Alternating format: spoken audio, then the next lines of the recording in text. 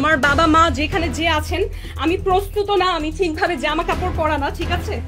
ঠিকভাবে আমি এখন পর্যন্ত প্রস্তুত না, আমি জামা কাপড় পরা না, আমাকে এখানে বেল দিয়ে যাচ্ছে। ঢাকায় নিযুক্ত ওই রাষ্ট্রদূতের সঙ্গে তাদের মেয়ের পরিচয় ও সম্পর্ক ছিল। তাদের বাগদানও হয়েছিল, বাসায় আসার কথা ছিল। এমনটাই বলছিলেন মেঘনার বাবা বদরুল আলম। অন্যায়টা করল সৌদি আরবের রাষ্ট্রদূত ইসা বিন ইউসুফ। তার অন্যায়ের বিচার হলো না, কিন্তু মেঘনাকে বিচারের কাঠগড়ায় দাঁড়াতে হলো।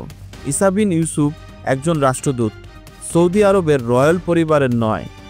সে একজন চাকরিজীবী। বাংলাদেশি নাগরিক হিসেবে মেঘনার অধিকার বেশি। অন্য দেশের একজন নাগরিক অন্যায় করে চলে যাবে, তার কোনো বিচার হবে না, এটি ঠিক নয়।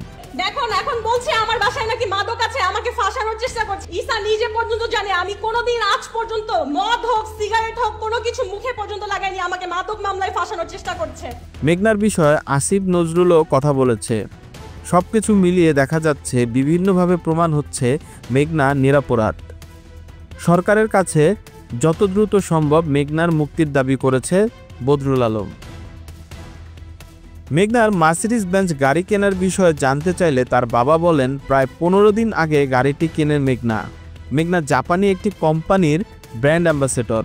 তার চলাচলের সুবিধার্থে ডাউন পেমেন্ট দিয়ে গাড়িটি কিনে দেয়। বাকি টাকা ব্যাংক থেকে ঋণ করবে মেঘনা।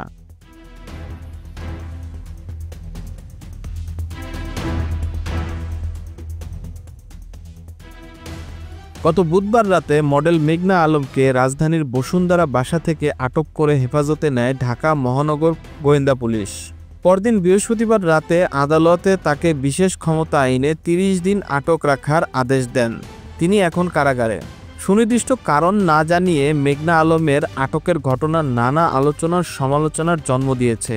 অপরাধে জড়ালে মামলা দিয়ে গ্রেপ্তার না করে তাকে কেন বিশেষ ক্ষমতা আইনের বিকৃতি, প্রিভেন্ট ডিটেনশন বা প্রতিরোধকমূলক আটক করা হলো, এ বিষয় নিয়েও প্রশ্ন উঠেছে। তাকে দ্রুত ও নিঃশর্ত মুক্তি দিতে দাবি জানিয়েছেন অনেকেই। এছাড়া 1947 সালের বিশেষ ক্ষমতা আইন বাতিল করারও আহ্বান জানানো হয়েছে।